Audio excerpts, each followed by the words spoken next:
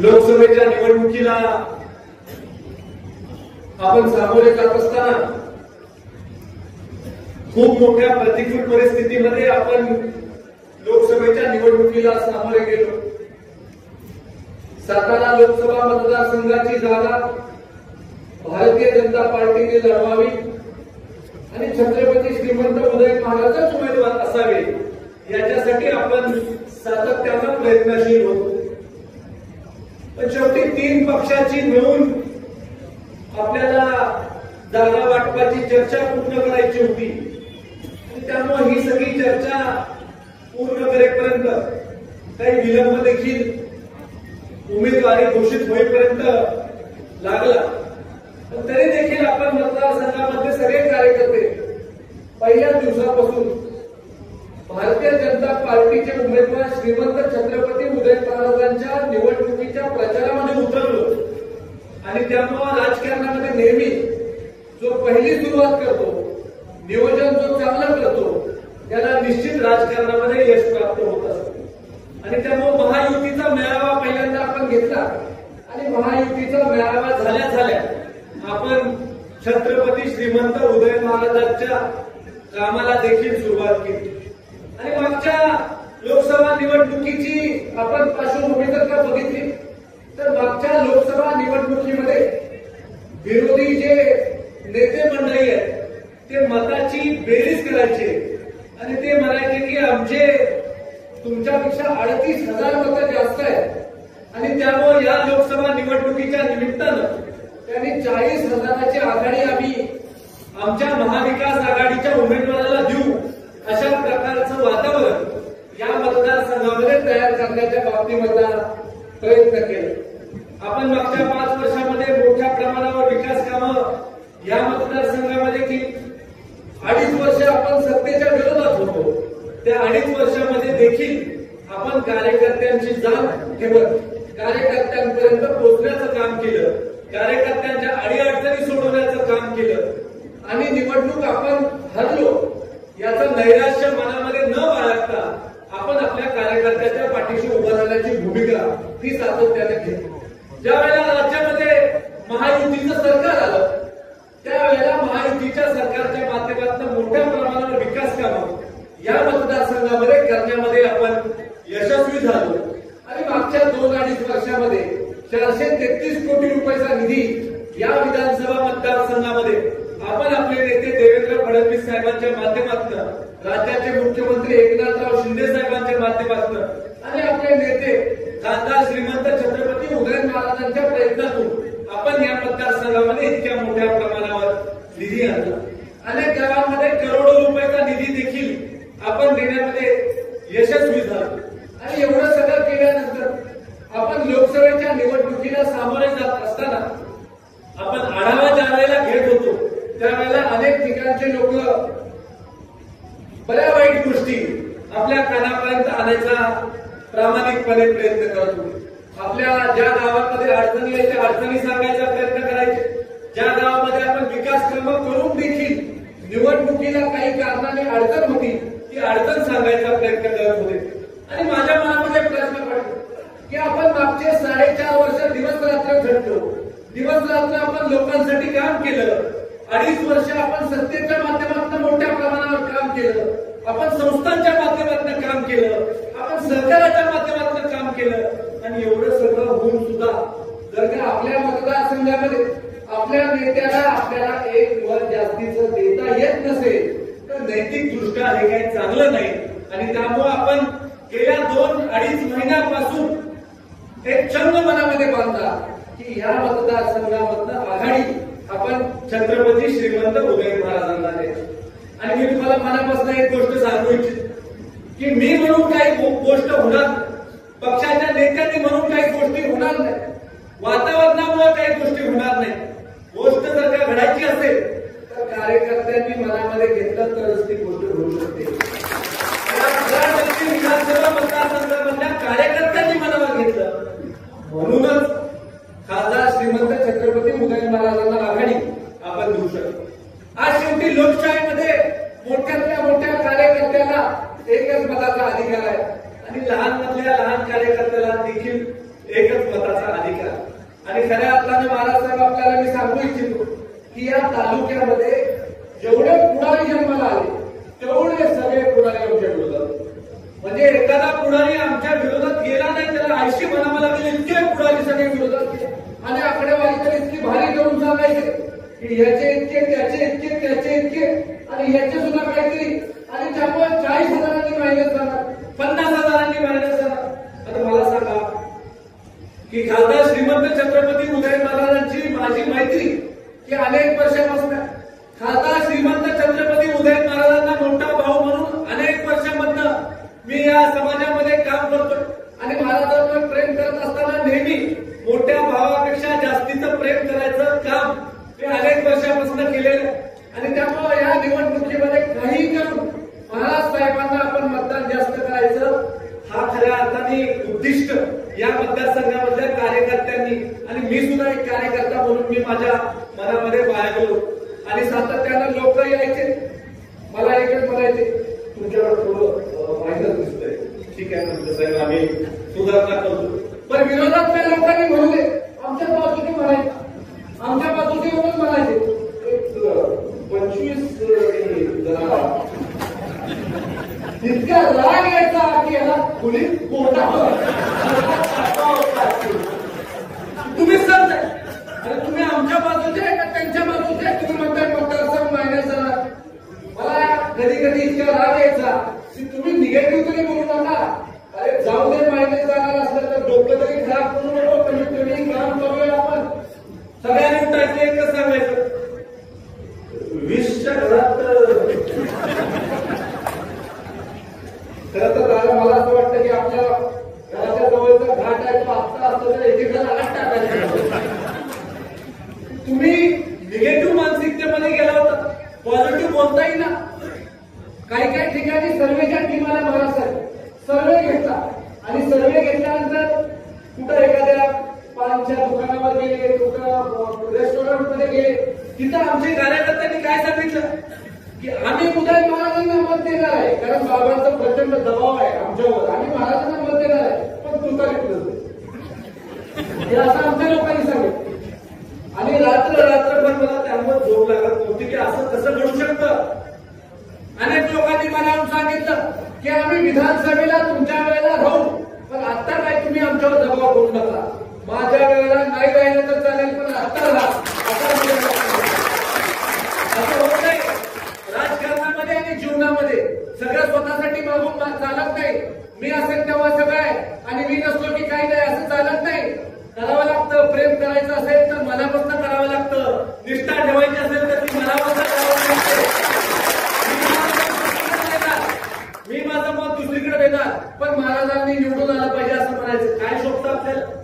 कुठल्या गोष्टीला आम्ही कमी पडलो? कधी रात्री 12 वाजता 1 वाजता तुम्ही फोन केला तर आम्ही तुमच्यासाठी उपलब्ध असतो. कधी हॉस्पिटलमध्ये पेशंट असला तर आम्ही तुमच्यासाठी उपलब्ध असतो. कुठलाही तुम्ही काम सांगितलं तर त्या कामासाठी आम्ही उपलब्ध असतोय.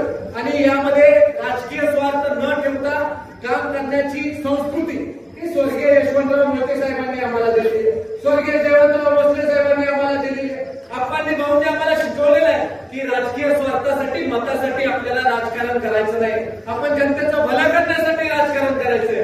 आणि खऱ्या अर्थानं स्वर्गीय यशवंतराव चव्हाण साहेबांचा वारसा कोण चालवत असेल, भाऊ बाप्पांचा विचाराचा वारसा कोण चालवत असतील, छत्रपती श्रीमंत उदयन महाराजांसारखी लोक त्यांचा वारसा चालवतात.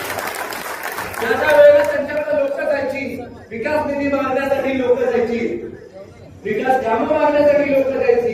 त्यावेळेला महाराजांनी कधी विचारलं नाही की त्यांनी मला मागच्या निवडणुकीमध्ये मतदान केलं होतं की नाही. त्यांनी कधी विचारलं नाही हा कुठल्या पार्टीचा कार्यकर्ता. निवडणुकीमध्ये अनेक लोकांनी मला प्रश्न केला की महाराजांनी विकास निधी विरोधी बाजूच्या लोकांना दिला. त्यावेळेस मी त्यांची समजूत काढली की महाराज काम करताना पार्टी बघत नाही, आता आपल्याला पार्टी बघायची आहे आणि महाराज साहेबांच्या पार्टीशी आपल्याला काम करायचं उभं राहायचं. राज्यामध्ये वेगळ्या प्रकारची परिस्थिती होती आणि या वेगळ्या प्रकारच्या परिस्थितीमध्ये आपल्यावर एक वेगळ्या प्रकारचा दबाव होता. अनेक लोक म्हणायचे की इतर विधानसभा मतदारसंघामध्ये आघाडी मिळणार आहे, तुमच्याकडे कमी आघाडी जर का विरोधी उमेदवाराला तुम्ही दिली, कमी मायनस तुम्ही केला तरी सुद्धा आपलं जमतंय. म्हणजे आपल्या मतदारसंघाकडनं अपेक्षाच अशी होती की 10-15 हजार मायनस जरी केला तरी चालेल, पण त्याच्यापेक्षा जास्त मायनस तुम्ही हा मतदारसंघ होऊ देऊ नका. आणि मनामध्ये मला माहित होतं की एक ना एक दिवस या विधानसभा मतदारसंघामधली जनता ही कमळाच्या पाठीशी उभं राहणार.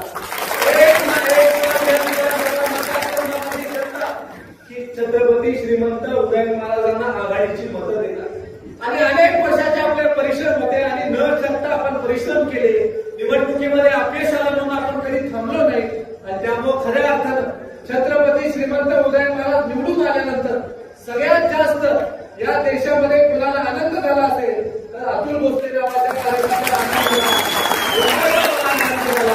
आणि मला खऱ्या अर्थानं स्वतः निवडणूक जिंकल्यापेक्षा जास्त आनंद महाराजसाहेब निवडणूक जिंकल्यानंतर झाला की आपण जरूर दाखवतो. मी मायबाप जनतेचे मनापासून आभार मानते की तुम्ही जे तळमळीने काम केलं, ज्या जिद्दीनं काम केलं, ज्या ठिकाणी आपला सरपंच नव्हता त्या गावामध्ये आपण आघाडी घेतली, ज्या गावामध्ये पोलिंग बूथवर आपले कार्यकर्ते एके काही मिळायचे नाहीत त्या बूथवर आपण आघाडी घेतली, ज्या ठिकाणी आपल्याकडे लहान लहान कार्यकर्ते होते ज्यांनी निवडणूक लढवली नाही असे कार्यकर्ते आपण बूथवर बसवले, ते देखील बूथ आपण प्लस केलो. कारण जनतेला बदल करण्याची मानसिकता निर्माण करण्याच्या बाबतीमधलं काम गेल्या अनेक वर्षाच्या आपल्या कष्टाबद्दल आपण केले. आणि त्यामुळे या निवडणुकीच्या निमित्तानं जनतेने दाखवून दिलं की चांगलं काम करणाऱ्या माणसाच्या पाठीशी उभं राहण्याची आमची भूमिका.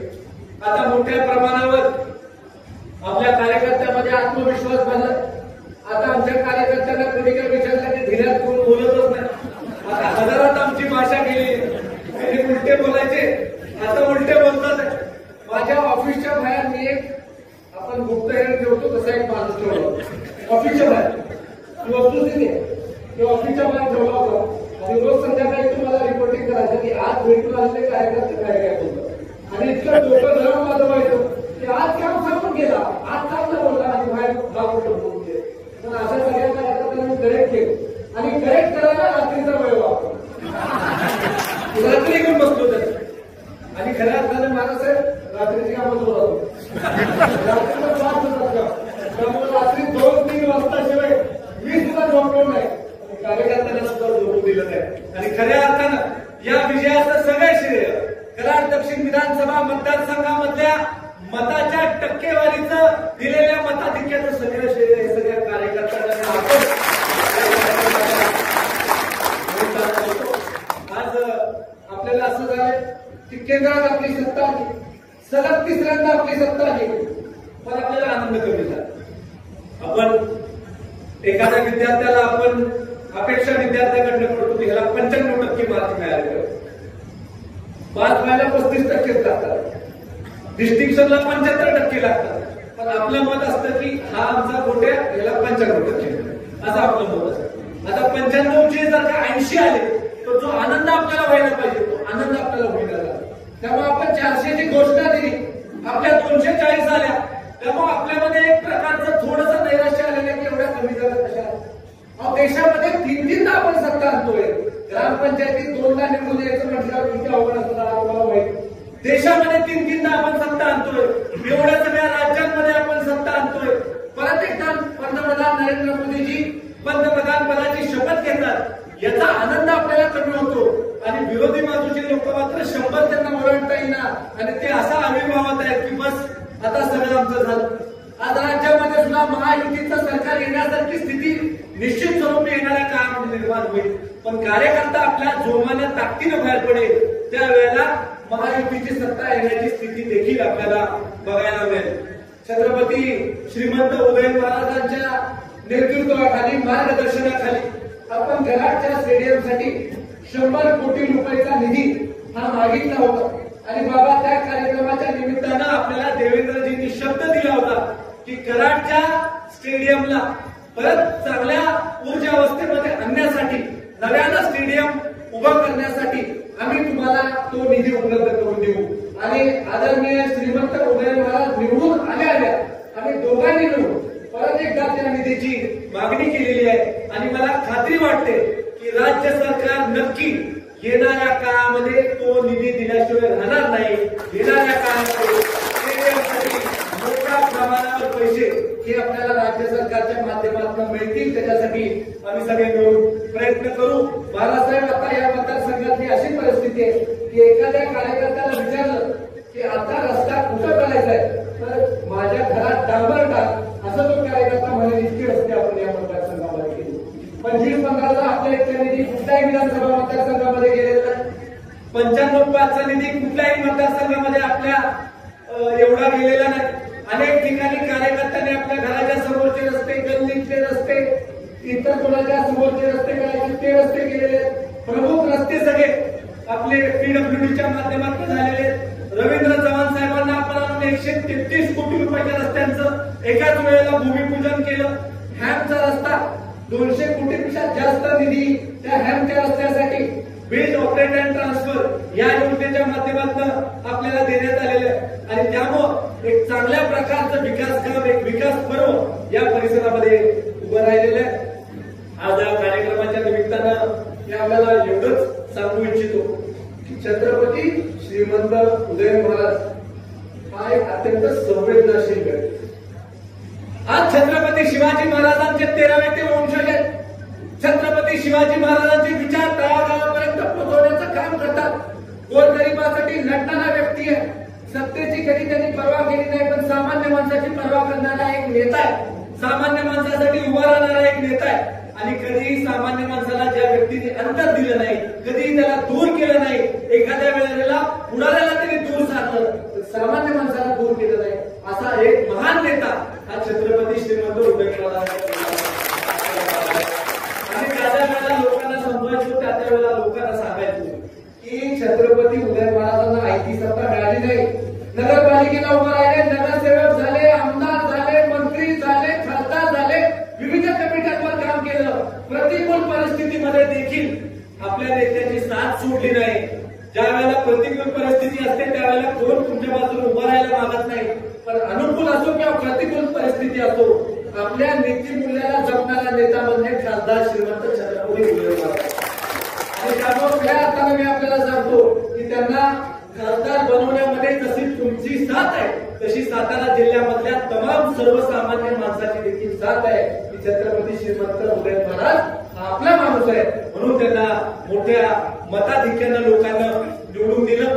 विशेषतः भविष्यात देखील आपला सगळ्यांचा प्रयत्न राहणार आहे. निवडणूक झाल्या सुद्धा श्रीमंत छत्रपती उदयन महाराजांचा समावेश मंत्रिमंडळात व्हावा, याच्यासाठी सगळ्यात पहिले हा कार्यकर्ता होता.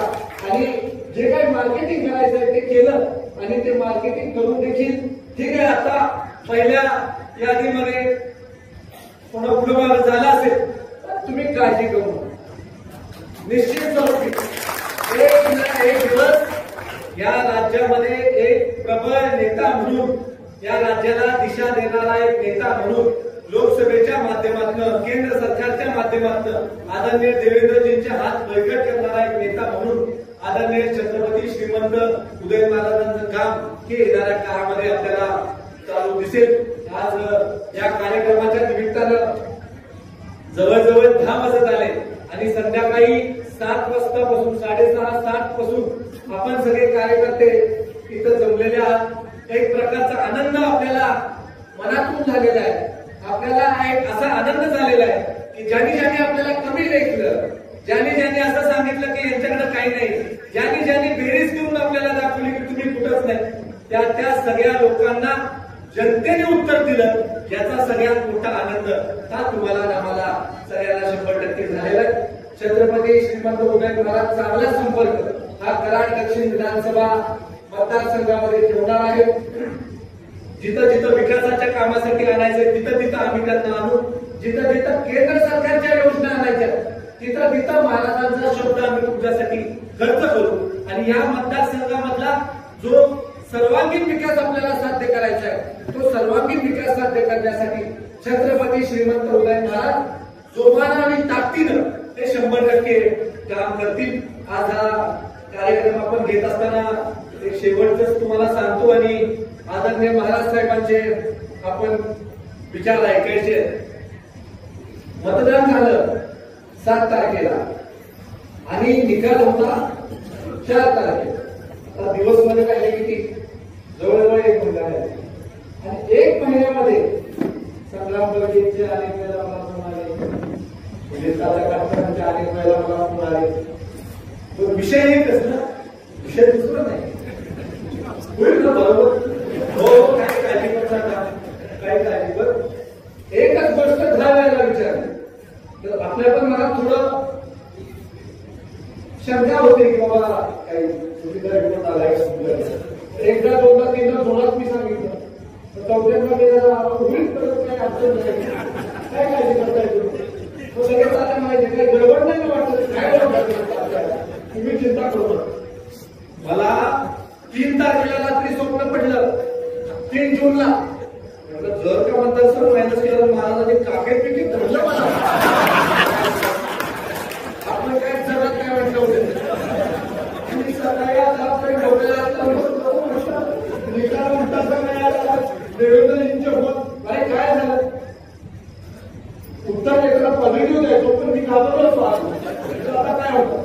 आणि 1 वाजता नंतर मात्र छत्रपती श्रीमंत उदय महाराज जोरात ताकदीने निवडून आले आणि त्यामुळे रात्रीचं वाईट स्वप्न येणं म्हणजे काय असतं हे मला विचारा.